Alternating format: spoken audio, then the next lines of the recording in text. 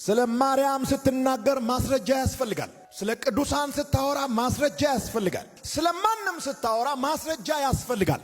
እኛ ስለ ኢየሱስ ስናወራ ብዙ ማስረጃዎች አሉን። ኢየሱስ ከሞት ተነስቷል ብለን ስንናገር ከበቂ በላይ ማስረጃ ስላለን ነው። ዝም ብሎ ባዶ ጉድጓድ ስላየን አይደለም።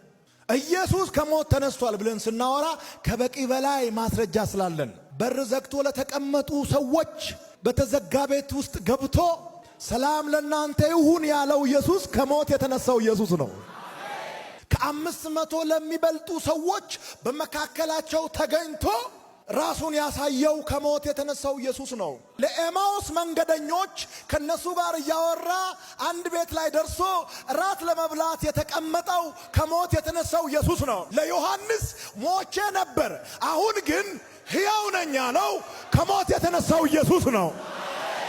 ሌላው የታለ ታዲያ? ከሞት ተነስቶ ሞቼ ነበር ያለ ሌላ አለ? የለም። ኖ ዋን ከመላእክቶች ውስጥ የለም። አንድ ብቻ ነው የተገኘው። ሞቼ ነበር ያለው ማን ነው? ኢየሱስ። ሞትን እንደ ተረት ያወራው ማን ነው?